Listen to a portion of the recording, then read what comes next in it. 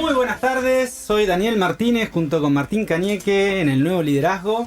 Otra vez estamos con ustedes y hoy con una invitada de lujo, Karina Giordano, que es gerente de recursos humanos para el Cono Sur de Biotronic, una empresa relacionada con el ámbito médico.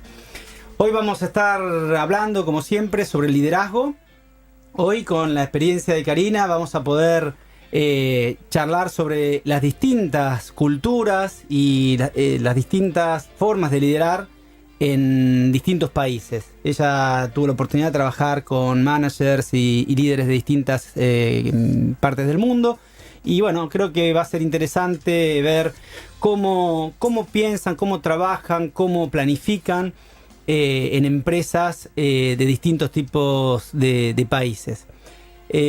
Por otra parte, lo interesante va a ser poder entender por qué hay la falta de líderes que hay en la Argentina, ¿sí? Cómo estamos viviendo esta falta de liderazgo que hay y bueno, poder compararnos con lo que está ocurriendo en otros países del mundo. Como decía Dani, vamos a empezar bien arriba este nuevo ciclo del nuevo liderazgo, hablando de temas que nos interesan a todos los que lideramos organizaciones y hoy precisamente con el tema cultural, ¿no? Que hace unos años, Dani, hace un par de décadas, no se hablaba tanto de esto en este país. Y hoy en día tenemos entre nuestras dotaciones gente de Venezuela, de Colombia, de Perú, de un montón de países. Entonces, esto ha cobrado muchísima relevancia en los últimos años y es muy importante que los líderes estemos preparados para liderar en estas diferentes culturas. Bueno, si les parece, ya nos vamos a nuestra primera pausa publicitaria y nos lanzamos ya en esta primera entrevista que realmente promete este año.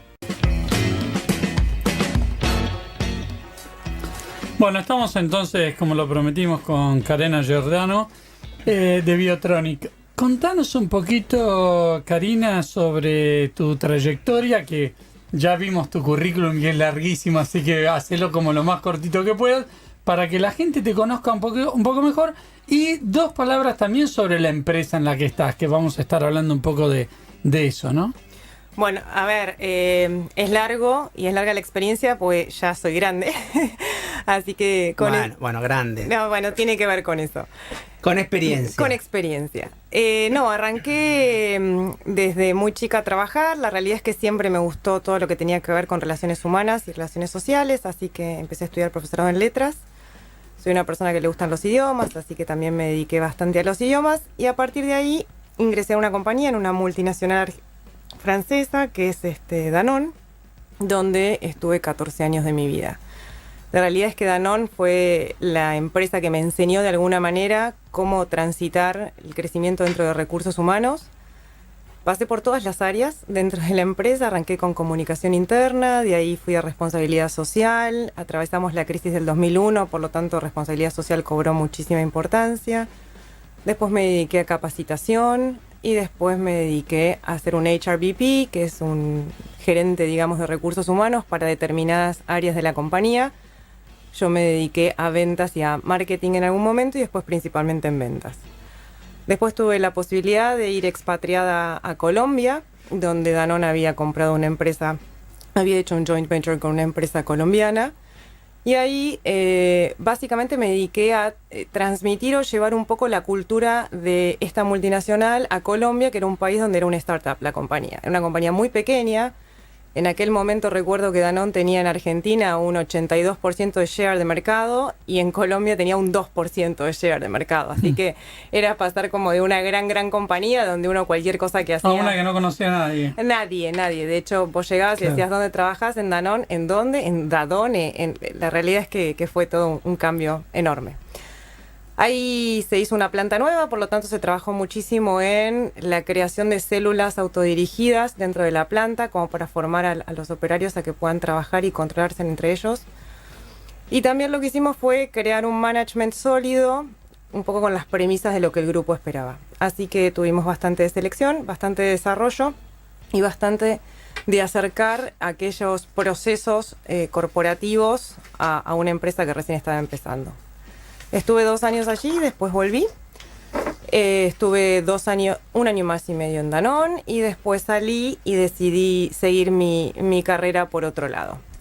Ahí es donde entro a Prum, así que estuve en el rubro marroquinería, una empresa nacional pero grande, con una gerencia muy sólida. Y ahí lo que estuvimos de alguna manera es ordenando los procesos de recursos humanos en una empresa que tenía 700 personas, tenía una planta propia productiva y abríamos la pata de Chile también, entonces empezamos a tener el scope Argentina-Chile. Lo que hicimos ahí fue revisión de procesos por sobre todo y tratar de ayudar al management, que era un management que venía mucho de la historia de la compañía y quizás no muy relacionado con el afuera. Entonces la idea era ver, bueno, qué está pasando en el mercado, qué se espera de los líderes afuera y acercarles un poquito de visión nueva frente a personas con mucha experiencia dentro de la compañía y del rubro, ¿no? Especialistas. Ahí tuve una experiencia de 2 años y después decidí cambiar un poquito el rumbo. Bueno, pasaron algunas cosas personales, así que me corrí de las posiciones generalistas o de gerencia y me dediqué a la consultoría, donde estuve 3 años haciendo headhunting o selección de ejecutivos.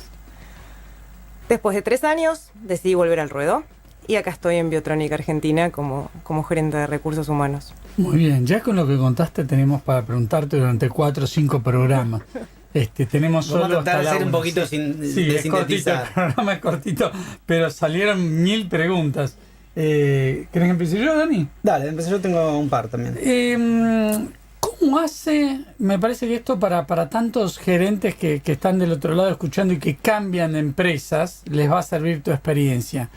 ¿Cómo hace una persona que viene de una cultura tan fuerte como Danone, ¿no? Encima francesa, ¿no? Una cultura realmente fuerte, como muchas otras empresas que hay en nuestro país, para cambiarse a otra? Después de tantos años, o sea, ¿cómo te adaptás a algo tan distinto como una empresa nacional? Por más que sea una empresa grande, reconocida como Prum, pero ¿cómo haces para hacer ese cambio de cintura? Bueno, creo que 2 cosas para mí muy importantes. Primero es aceptar que es un duelo, o por lo menos yo lo viví como un duelo, y un duelo elegido por mí. Fue una decisión propia, ¿no? Mi salida de la multinacional francesa, que me había enseñado y de alguna manera me había acompañado casi en todo el desarrollo de mi vida más productiva, porque ingreso a Danone con 23 años y me voy con 37, así que acompañé un montón de vida. Tomé la decisión de salir porque sentía que quería aprender de otras cosas, ¿no? Danone es una empresa muy endogámica, si querés, es muy para adentro. Seguro. Y me pareció que era el momento y que todavía tenía como para aprender de otras industrias y de otros modelos de gestión y de otra manera de hacer las cosas. La decisión fue mía, fue una decisión pensada. Yo tomo una decisión allá por un julio y me termino yendo un 31 de diciembre, o sea que fue un proceso de 6 meses. Y la realidad es que es una decisión personal, con un duelo y con muchos temores, pero con ganas de asumir el riesgo. Podría sintetizarlo de esa manera.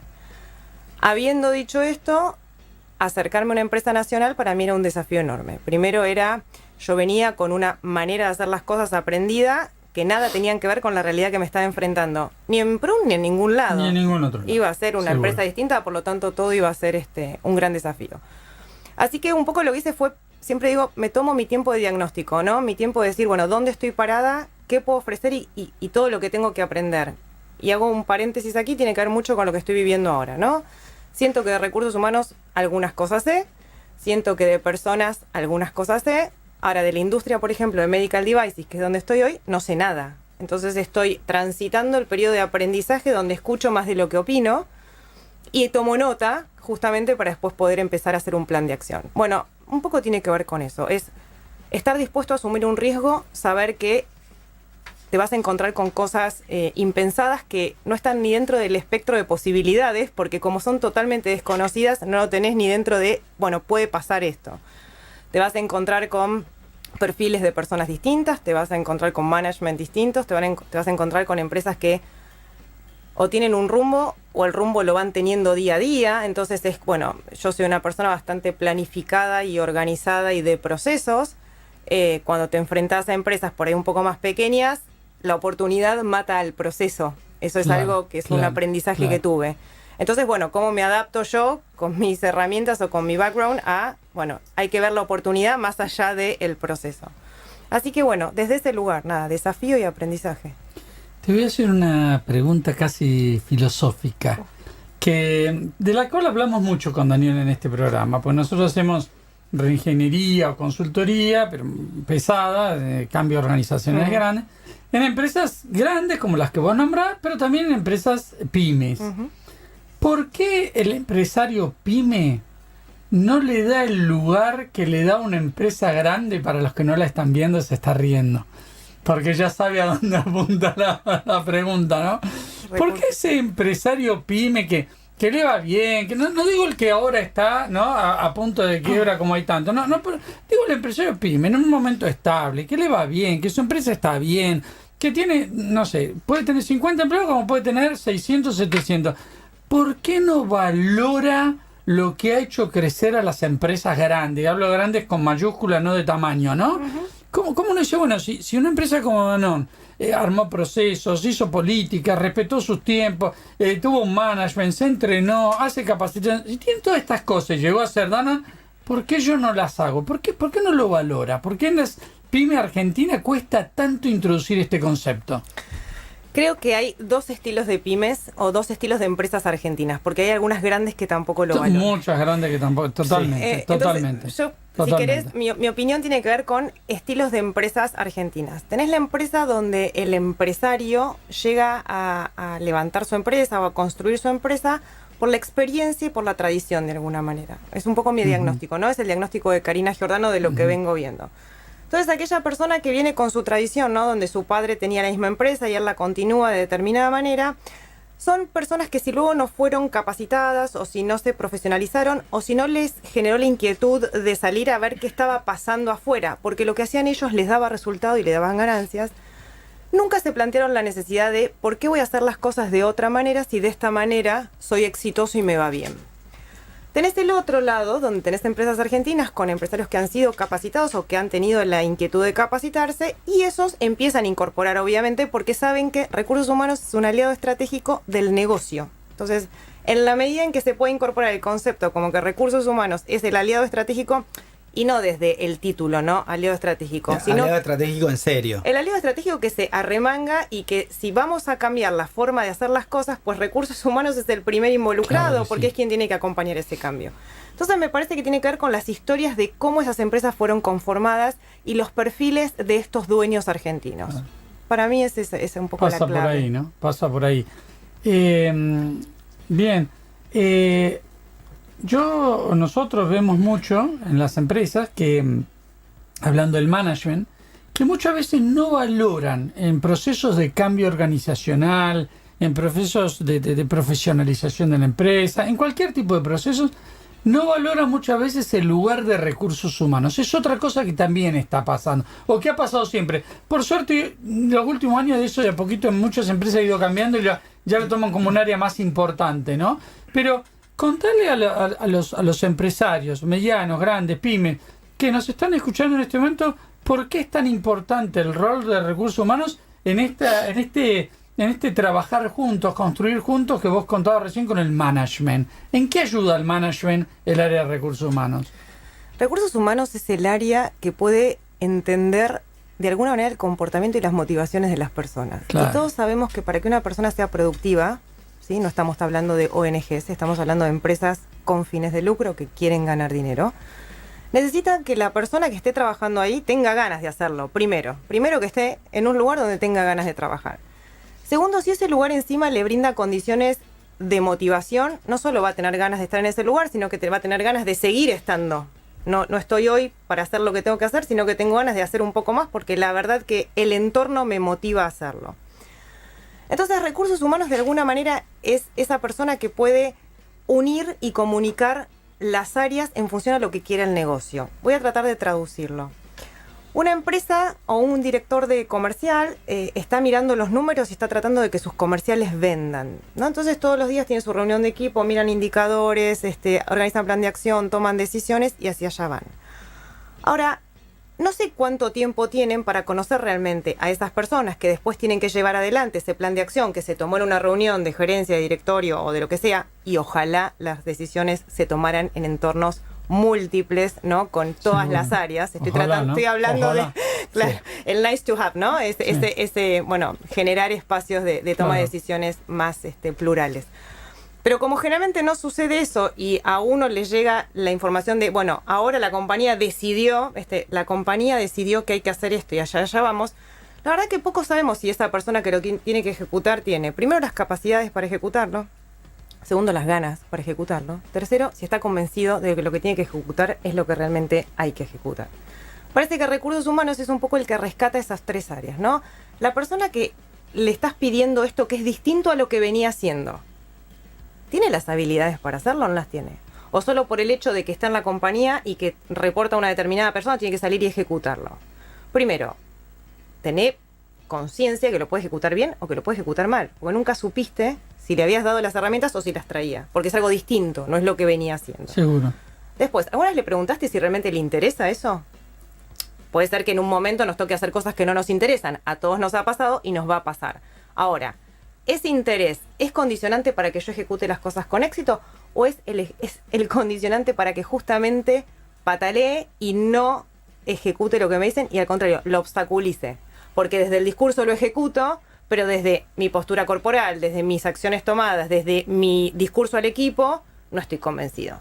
Entonces, recursos humanos un poco lo que hace es pone sobre la mesa estas cosas para que después entre todos decidamos, bueno, ¿queremos darle las herramientas o no? Consideramos que con las que tiene están. Vamos a involucrarnos en la decisión para que sienta que es parte y aparte para que su voz sea realmente escuchada y quizás hasta modifiquemos esa decisión primaria porque esta persona es la que tiene conocimiento del mercado y demás. Bueno, vemos. Pero un poco recursos humanos es el que pone sobre la mesa un montón de cosas que per se el resto de las áreas no las pone. Claro. Me gusta lo que decís, me parece súper interesante y nosotros una de las cosas que vemos es que el rol de estos líderes que juegan, ¿no? Porque esto que vos decís tiene que ver también con el rol del liderazgo dentro de las organizaciones, donde los líderes solo piensan en los números o en la función comercial, administrativa, en los objetivos y en las funciones que tienen que cumplir. Pero no, esto que vos decís, ¿no? Parecería que no entienden que los que ejecutan son personas, ¿no? Hoy lo que estamos viendo nosotros mucho es que se quejan de las nuevas generaciones, por ejemplo, ¿sí? O de los empleados en general, de los mayores también, y no entienden que siguen ejerciendo estilos de liderazgo que ya no cuadran más con lo que está ocurriendo en la sociedad, en el estilo de cómo la gente recibe una directiva, de cómo quiere involucrarse, de cómo quiere que ser parte. Nosotros vemos un déficit muy grande ahí. ¿Cómo lo ves vos esto en relación a las distintas experiencias que tuviste? Yo creo que los seres humanos actuamos en función de las experiencias que tuvimos y a cómo fuimos educados dentro de los sistemas en los que nos movimos toda la vida, ¿no? Léase educación primaria, la familia, la constitución familiar, el barrio, el colegio, las primeras experiencias laborales, etcétera, etcétera. Entonces los ojos con los que miramos el mundo o pretendemos mirar a los demás son con los ojos propios. Me parece que lo que está pasando hoy en día con los líderes es que no logran sacarse sus lentes que tienen tan puestos desde su construcción física y poder mirar un poco más allá y permitirse de a ratos calzarse otros lentes. Cuando hablamos de los nuevos perfiles, las personas jóvenes, obviamente que desde los lentes de las personas de 40 y pico de años, como tengo yo, entramos en conflicto con prácticas y valores. Sí, es verdad, nos es incómodo calzarnos ese traje. Ahora, esa incomodidad, por lo menos desde mi punto de vista y después de haber sido coach y haber transitado un montón de procesos personales, tiene más que ver con mi incapacidad de sacarme por un rato mis propios lentes y mirar el mundo con los lentes que ellos me ofrecen, que con un problema generacional. Digo, el problema generacional radica para mí exclusivamente en que venimos de experiencias de vida distintas. Entonces, la persona que tiene 30 años viene de una experiencia de vida donde no vivió, no me quiero poner con temas políticos, pero digo, no vivió un montón de situaciones que vivimos los otros. Mis padres no vivieron un montón de situaciones que vivieron sus abuelos, porque ya habían nacido acá y no eran los inmigrantes que habían venido en el barco. Entonces digo, los ojos con los que yo miro son los míos. Para mí el gran desafío de los líderes hoy es poder ir calzándose distintos lentes en función a las personas o las generaciones que tienen enfrente.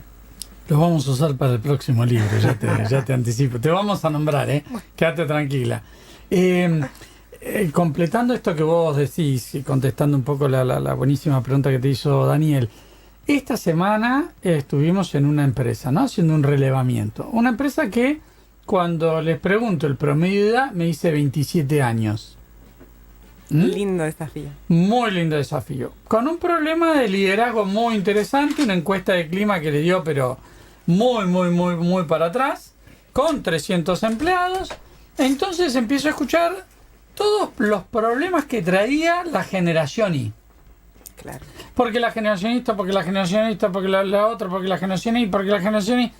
Y en un momento tenía enfrente mío al gerente de recursos humanos y le pregunto, perdóname, ¿y vos? ¿Cuántos años tenés? ¿Cuántos te dijo? 29. Claro. Entonces le dije, ¿y por qué estamos hablando de la generación y no del liderazgo? Totalmente. Es lo que vos decís, o sea, hemos encontrado la excusa perfecta. La excusa perfecta. Es que echémosle todo el bardo a la generación Y, ahora la Z, que ya empezó este año, totalmente. cuando en verdad tendríamos que estar hablando de qué nos está pasando, que estamos liderando tan mal y hemos descuidado tanto a la gente, ¿no? Sí, hay algo que también es clave y es la reflexión en la acción. Para mí es un concepto como central, reflexionar mientras uno va accionando. Uno desde los propios lentes de uno puede creer que lo mejor es determinada situación o determinada decisión. Ahora, cuando uno logra incorporar otras miradas, y bienvenido sea si esas miradas vienen de lentes diferentes a esa decisión, probablemente esa decisión deba corregirse. No porque haya estado mal desde el génesis, sino porque deba corregirse porque se enriquece con otras miradas de otras historias de otras personas.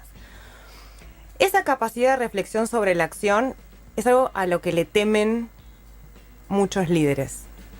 Porque es sacarse la capa de superhéroe, claro, y tener que prestársela un ratito a otro y compartirla.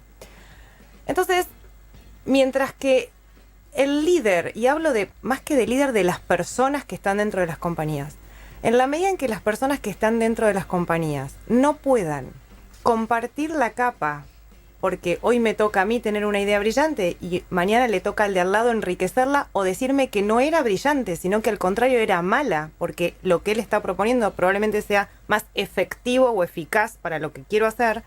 Mientras que no podamos sacarnos esas capas, vamos a tener este tipo de problemas, y lo más fácil es, siempre hay un otro que es el que es mi oponente, lejos de ser mi compañero o mi colega o mi equipo o mi co-equiper, no importa. Entonces me parece que el problema que tiene el líder hoy es ese temor a la pérdida de autoridad que lamentablemente se la autoimpone por esta capa que se pone y que no permite que un otro pueda corregirla, embellecerla o quitársela. Entonces pasa por ahí el tema, pasa por esa capacidad de reflexionar sobre mi propuesta es esta, bueno, escuchemos las distintas propuestas. Siempre después hay uno que toma la decisión, porque a veces las compañías no tienen tiempos de hacer procesos largos, y eso soy plenamente consciente. Trabajé en Danone. Danone es una de las multinacionales donde tomás infinitas decisiones, no importa la posición que tengas, todo el tiempo, todo el día, todo, porque hay poco tiempo, o por lo menos en aquel momento, estoy hablando de la vieja Danone, no sé ahora cómo estamos, pero había poco tiempo para reflexionar, volver a pensar, había que vender, consumo masivo, la dinámica del mercado es muy agresiva. Ahora, me parece que en la medida en que las decisiones se tomen en conjunto y se involucran las ideas del otro, o por lo menos todos las puedan decir, después vemos cómo las incorporamos, bienvenido sea. Ahora, si nunca los incorporamos a los demás y encima tenemos temor a que la idea del otro venga a modificar la mía, que hasta ahora fue efectiva, bueno, ahí tenemos el problema, ¿no? Podríamos concluir, es un poco la opinión de Daniela y mía, ¿no? Pero podríamos concluir que una de las cosas importantes que está pasando en el liderazgo en la Argentina es que hay una autoestima muy baja. El líder no comparte esa capa, tiene miedo, los pisa, tiene miedo que le desarrollen el piso, no escucha a los otros, sigue para adelante. Es una mezcla de autoestima baja con no poder estar manejando esta situación de cambio atroz y veloz y constante. Mira, tomo lo que decís y está buenísimo para la reflexión. Yo creo que algunos líderes tienen todas esas características en función a las experiencias vividas. Claro. Una persona de 50 años que viene de alguna empresa probablemente argentina, con un dueño todopoderoso y decisor, probablemente si el líder se equivocaba, la consecuencia era gravísima. Entonces el líder no se podía equivocar. Hoy por hoy pasa esto en las empresas también, Sí, ¿no? O sí, sea, claro que la sí. equivocación es una equivocación controlada. Ojo con las equivocaciones porque te equivocaste de punta a punta. Entonces, me parece que justamente la visión de esos líderes tiene que ver a las experiencias que ellos vivieron. Si yo me equivocaba, terminaba siendo despedido, por ejemplo. O si una persona de mi equipo se equivocaba, tenía que despedir a la persona de mi equipo. Sí, la equivocación relacionada con el castigo. Totalmente. Entonces, ese temor que hoy tienen probablemente tenga que ver con si me equivoco o la respuesta que yo viví a las equivocaciones eran demasiado graves. Entonces, dentro de esa gravedad, me quedaba sin trabajo, tenía que tomar decisiones que eran agresivas o violentas para el resto. Digo, hay como una cultura claro. del castigo muy fuerte. El tema es que el mundo va cambiando y la realidad es que todos sabemos, o por lo menos, no sé, es mi manera de ver el mundo, con el miedo poco podemos hacer, porque es siempre nuestro límite. Entonces, empezar a cuantificar cuáles son los temores. Y esos temores se traducen en inseguridad, justamente Claro. en no comparto conocimiento, Claro. porque soy el dueño del conocimiento. Entonces, Claro. mi poder es, tengo el conocimiento. Claro. Me parece un poco mezquino, desde mi punto de vista, Sí. y me parece que hoy por hoy tendríamos que todos hacer procesos interiores para darnos cuenta cuáles son nuestros miedos y poder de alguna manera revisarlos al menos. Nadie dice que sacarlos ni cambiar, pero por lo menos revisarlos y saberlos. Y a partir de ahí ver cuál es nuestro campo de acción. Porque el miedo lo único que hace es restringir nuestro campo de acción. Restringe nuestra posibilidad de proponer, de opinar, de decir, de gestionar.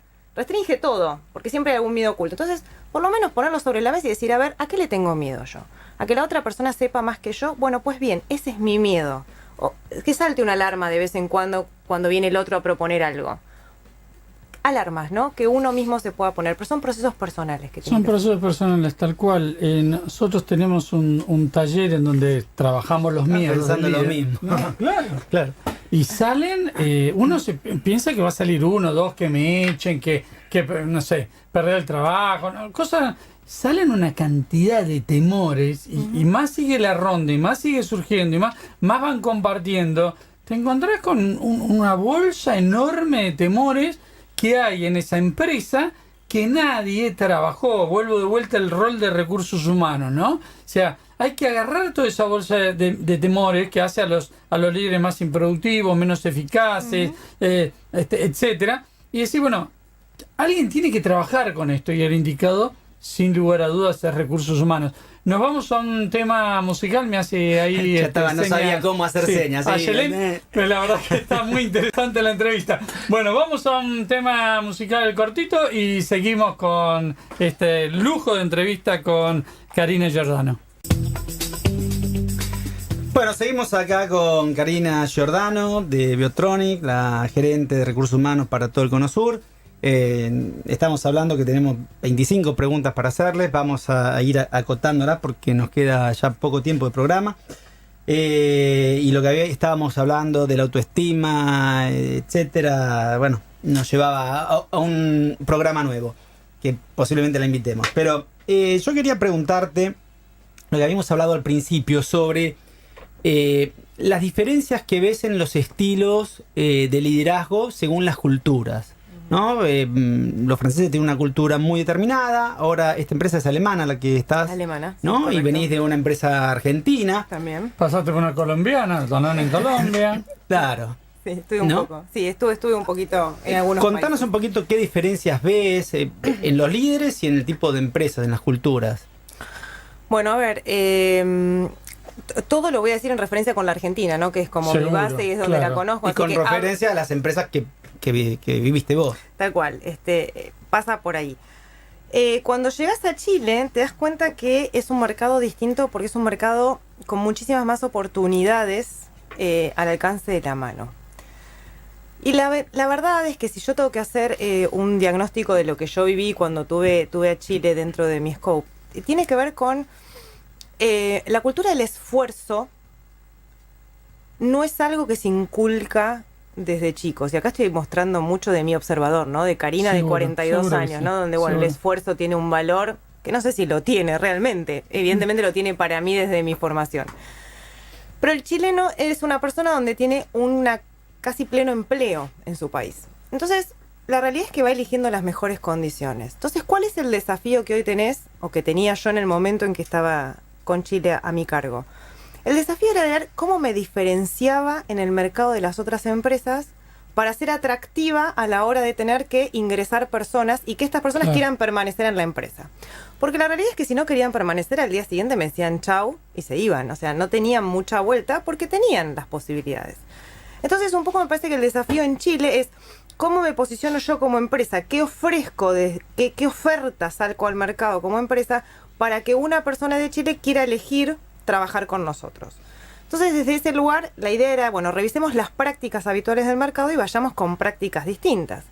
Para eso, algo que hicimos que estuvo muy piola fue entender cuáles eran las motivaciones de los chilenos en el perfil que nosotros necesitábamos, que en ese momento tenía que ver con mucho perfil de venta, retail. Entonces teníamos locales en los shoppings de Santiago.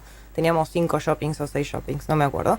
Entonces era, bueno, ¿nosotros qué queremos? Ahora queremos un encargado, como decimos acá en Argentina, que tenga la camiseta puesta. Bueno, ¿qué necesitas para que tenga la camiseta puesta? ¿Qué lo motiva al chileno? Bueno, el chileno lo motiva poder tomar determinados, no sé, días libres para determinadas cosas. Al chileno lo motiva tener un buen plan de salud. Al chileno lo motiva tener un descuento cuando hace determinadas cosas. Al chileno lo motiva poder viajar por el país frente a los feriados largos. Bueno, con todo esto que lo motivaba al chileno en ese momento, era bueno, en el segmento mío, ¿qué puedo ofrecer? ¿No? Porque entiendo que te motiva todo esto, pero yo necesito como compañía cumplir con estos estándares.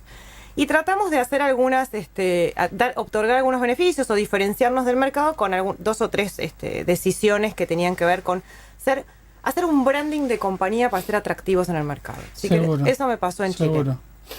Pero a nivel liderazgo, ¿qué liderazgo encontraste en Chile? ¿O en qué diferencias en el liderazgo encontraste en Chile, en Colombia, en una empresa francesa, en una alemana y una argentina? A ver, alemana puedo hablar poco porque recién hace poco que estoy acá. Colombiana principalmente, lo que tiene el mercado colombiano es que es un mercado que su experiencia generalmente no la hace en Colombia. Cuando vas a buscar líderes colombianos, vienen con ojos de generalmente Estados Unidos, porque es muy aspiracional para ellos poder ir allá. Entonces, y el tema social en Colombia está bastante dividido. Entonces, aquellas personas que tienen acceso a educación no eligen formarse en Colombia, eligen formarse en el exterior. Casi que la totalidad de los líderes con los que traté no venían de un tracking profesional dentro de Colombia, sino que venían de algún máster afuera, algunas pequeñas experiencias afuera, y de ahí volvían a Colombia ya con una posición como para entrar en ese segmento, ¿no? No es que hacían una trayectoria desde abajo. Entonces me parece que porque digo, conviví con ellos en la formación de esta empresa, ¿no? De Danone Alquería, me acuerdo que se llamaba allá, porque Alquería es una empresa fuertísima en Colombia, que es como la Mastelone de Argentina, y Danone hizo el joint venture con ellos. Lo que sentí un poco fue que había que contarles la manera que hacíamos nosotros las cosas, porque ellos tenían la manera que habían aprendido en la teoría, en el estudio, en el exterior. Vale decir que Karina Giordano, yo lo que viví en Colombia tuvo que ver con tener personas muy preparadas desde lo académico, muy preparadas desde sus másters y desde sus conocimientos, pero con poca calle en el día a día de la compañía, de cualquier compañía. Entonces eran perfiles mucho más de escritorios y de teorías, aportando desde ese lugar, que de mi experiencia, o me sucedió, o viví, o tuve este problema, o no lo tuve, digamos, desde lo concreto de la gestión. Muy interesante. Sí, en Colombia pasó eso. Y en Argentina encontrás perfiles totalmente diversos, porque en Argentina tenés muchísima gente que toda su experiencia la hace a través del trabajo y casi que no tiene la pata académica. Encontrás muchos perfiles académicos. Siempre digo, hubo una época del auge de los masters y el auge de los MBAs y el auge que ya pasó. La realidad es que hoy por hoy la experiencia, la capacidad de toma de decisiones, la inteligencia múltiple, el poder ver con anteojos de otro, creo desde mi opinión, que supera ampliamente lo que puede darme un estudio MBA. académico. Totalmente. Exactamente, sí. Claro. Un poco eso. Claro, también el alumno está buscando algo distinto, ¿no? Aunque nosotros trabajamos en varias universidades, damos clase en varias universidades con Daniel, y vemos que empiezan a salir programas como mucho más a medida, más cortos, más enfocados en ciertas cosas, y no tantos estos programas de 2 o 3 años que muchas veces tienen un montón de materias por ahí que uno no va buscando, no necesita, ¿no? Se va como adaptando también la educación a lo que va cambiando. Totalmente. Yo tengo una frase que no sé si es de alguien, pero por lo menos yo la repito muy seguido, y es que para mí el conocimiento es un commodity. Claro. El conocimiento para mí está al alcance de la mano de cualquier persona Claro. que quiera aprender algo. Claro. O me meto en internet, o voy a una universidad, a un programa corto, o le pregunto al que sabe, o me lo autogestiono. Pero el conocimiento es un commodity. Hoy cada vez más. Está puesto al servicio de todos. Lo que no es un commodity es la capacidad de aprender. Lo que no es un commodity es la capacidad de desaprender. Eso no es un commodity. No es un commodity la creatividad. Claro. No es un commodity la innovación. Entonces, me parece que justamente si yo tuviera que elegir en qué trabajo o qué hago con mis hijos, a mis hijos les digo esta frase. Tengo un hijo de 10 y un hijo de 11 años. A mis hijos les digo esta frase. El conocimiento está al alcance de la mano. ¿Ustedes quieren saber fracciones? Meten en internet, buscan fracciones, buscan a alguien que se los enseñe. Digo, cualquiera puede acercarse al conocimiento. Ahora, el tema es, bueno, ¿qué hago con esto? ¿Me sirve esto? ¿Es suficiente? ¿Prefiero otra cosa? Entonces, ese espíritu crítico, ese replanteo de qué quiero, ese cómo lo hago, para mí es el que cada vez tiene que cobrar más fuerza. Pero fíjate que justamente yo lo que veo por lo menos en el primario, en el secundario, es que lo que te piden es averiguar sobre Bonaparte. Y los pibes lo que hacen es buscar Bonaparte, Wikipedia, y le llevan lo que dice. O sea, la educación justamente lleva a algo que... Pero además van todos los pibes con Wikipedia. O sea, dice, traigan para la próxima clase Wikipedia. Y todos los pibes llevan Wikipedia, Sí, o sí, más claro, o menos sí. lo mismo. Sí, sí, los míos hacen eso. Y no hay también. una pregunta, no hay una reflexión, no hay algo para que tomen esa información y hagan algo con esa información. Entonces, desde el sistema educativo también, hoy tenés una herramienta como Internet que te permite adquirir los conocimientos a una velocidad que nosotros teníamos que ir a la biblioteca, buscar horas. Totalmente, sí. Y para nada, para tener algo que todos están viendo lo mismo y que nos hacen la pregunta crítica. Bueno, ¿cuáles fueron las condiciones sociales o bla bla o lo que sea? Exacto. ¿Por qué sucedió lo que sucedió? Digo, está bien. Napoleón tuvo todas estas características, hizo esto. Bueno, ¿quién era Napoleón? ¿De dónde viene? ¿De qué estructura de país? ¿Qué pasaba en el mundo en ese momento? ¿Por qué tomó las decisiones que tomó? Podemos criticarlo, podemos venerarlo, cada uno puede elegir lo que quiera. Ahora, ¿entendemos el contexto en el cual surge esto? Bueno, ese es el espíritu crítico. Digo, esto ya en la escuela hoy todavía no está cambiando. Que No. esto es lo preocupante, porque después lo vemos en los líderes dentro de 20 años. Pero hoy está pasando esto. No ha cambiado el sistema educativo, no ha logrado, ¿no? Y en la universidad también. Nosotros damos clases y vemos que los chicos siguen haciendo de trabajos prácticos donde te reproducen textos. Sí, y aparte con esto de que el Te hacen conocimiento... resúmenes. Sí, a veces ni eso. Con esto de que el conocimiento es un commodity, digo, muchas veces el alumno tiene infinito más conocimiento que el docente en una materia. Pues si es algo que lo motiva al alumno y le interesa al alumno, como está al alcance de la mano, ya no necesitamos más ir al manual, ir a la biblioteca, preguntarle al que sabía. Digo, quiero saber qué está pasando en la NASA, me meto en la página de la NASA y lo pongo a ver. Probablemente el docente está hablando del sistema solar, no está hablando de lo que está pasando en la NASA. Entonces, el conocimiento ya no establece ni un estatus, ni un rango, ni nada por el estilo. Está a disposición de todos. El tema es qué hacemos con ese conocimiento, cómo lo usamos y qué herramienta, digamos, a qué decisiones aplicamos ese conocimiento que tomamos. Seguro. Bueno, vamos a nuestra última pausa publicitaria del día de hoy. Nos metemos en la última parte de esta entrevista.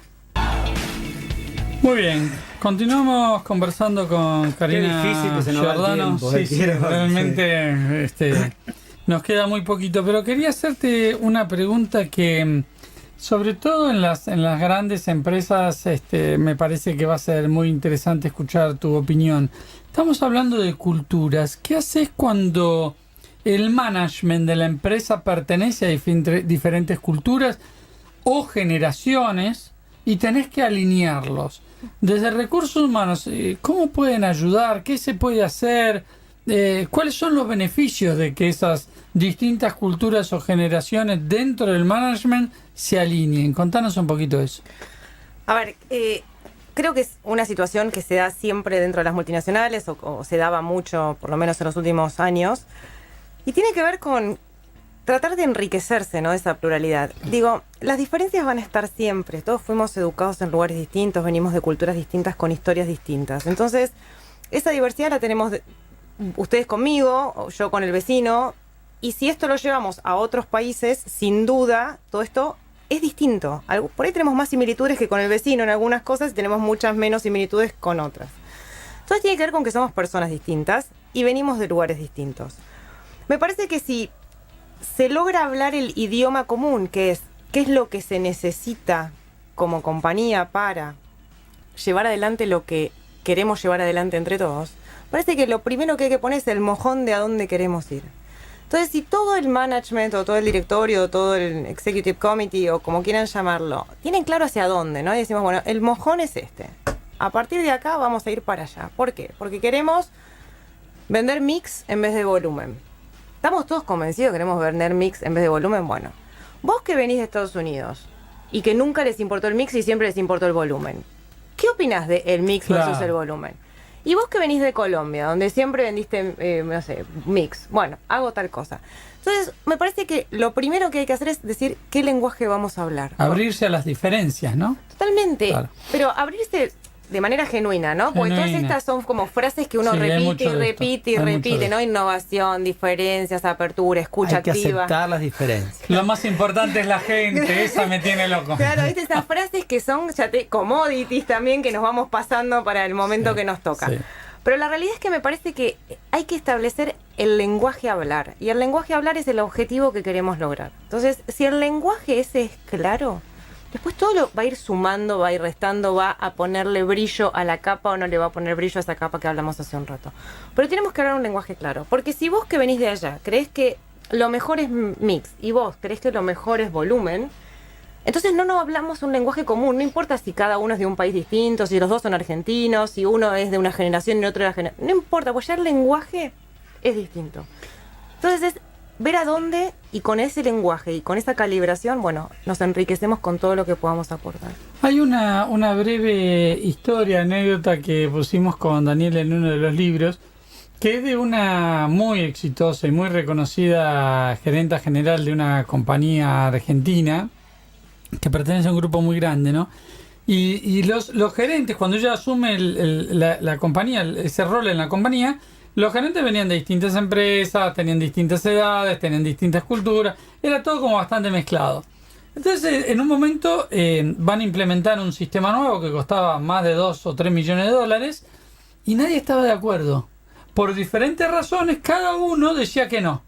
Pero me lo decía a mí como consultor externo. Nos lo decía a nosotros como faro, digamos, ¿no? Que íbamos a escucharlos y ver qué les pasaba. Pero a la gerente general nadie le decía nada. Entonces decían, sí, vamos para adelante. No, si vos decís sí, vamos para adelante. Un día decidimos juntarlos y le dijimos a la gerente general delante de todos: mira, los otros 7, 8, 9 gerentes que tenés no están opinando como vos. Pero lo importante no es que no opinen como... Lo importante es qué pasa entre ustedes que no se están diciendo las cosas. Y la gerenta, que es una gerenta que apreciamos muchísimo con Daniel y que la seguimos hace muchos años, dijo, en un momento se paró, los miró todo y dijo, pero estamos todos locos. O sea, nosotros íbamos a embarcar el destino de una compañía, gastar 3 millones de dólares y todo esto, y ustedes que son los que me siguen no me lo estaban diciendo. O sea, o cambiamos esto o yo no merezco este cargo, algo estamos haciendo todo muy mal. Y nos pareció fantástico, ¿no? Y de ahí reconstruyendo. Bueno, para hacerte la corta, no terminaron contratando el sistema, ¿no? Pero qué interesante esto de cómo no le decimos a veces al líder las cosas y el líder toma decisiones sin esta visión amplia de la que vos hablás, sin compartir esa capa. Y nos involucra a todos en decisiones que a veces se juegan los puestos de trabajo de mucha gente, ¿no? ¿Cuáles habrán sido los miedos de esas personas que les impidieron poder hablar de manera franca a la gerente general? Claro. Esa es la clave. Claro. Y muchas veces, y cierro con esto, le dejo a Dani un poquito con la pregunta final, y muchas veces son miedos nuestros, porque la gerente, te digo, la conocemos hace muchos años, es un amor, la gente la ama. Una cosa increíble, no tenés por qué tenerle miedo, es una madraza, ¿no? Una cosa que no tenés por qué pero bueno, no era nueva, llevaba 7, 8 meses y los propios temores de cada uno no les permitieron de decirles algo que los estaba llevando hacia un precipicio, ¿no? Sí. Bueno, pregunta final. La Dani. última. Vos estuviste haciendo Executive Search, entonces te quería preguntar, ¿cuáles fueron las principales características que te pedían en los líderes? Bien, a ver, dependiendo de las compañías, los líderes que se piden son muy distintos. Eso es bueno también remarcarlo, ¿no? Hay industrias que te piden determinado liderazgo. Tiene que ver con la cultura de cada totalmente. empresa. Y hay industrias que te piden otro tipo de liderazgo. Básicamente, hay algo que es transversal a todos y es la capacidad de mirar un poquito afuera de la caja. Es esto de dejar el libro de cómo hacemos las cosas siempre y permitirnos por un ratito, aunque sea, pensar en cosas locas que son inaprehensibles o imposibles de pensar, por lo menos para esbozar que hay otra manera. Después vemos si esa manera es cara, es barata. Y después se lo bancan eso.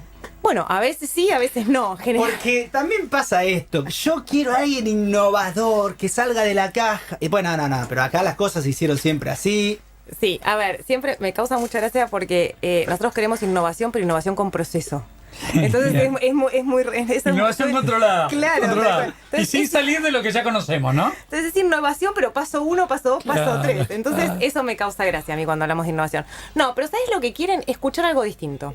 Lo que generalmente buscan es alguien que no venga, la bendita palabra, contaminado, ¿no? Alguien que no tenga los vicios de la empresa, alguien que mire de afuera con aire fresco y que se anime a decir lo que opina. Después vemos si eso que opina se puede incorporar a la cultura existente, se incorpora un poquitito, no se incorpora nada por un tiempo y después vemos si se incorpora.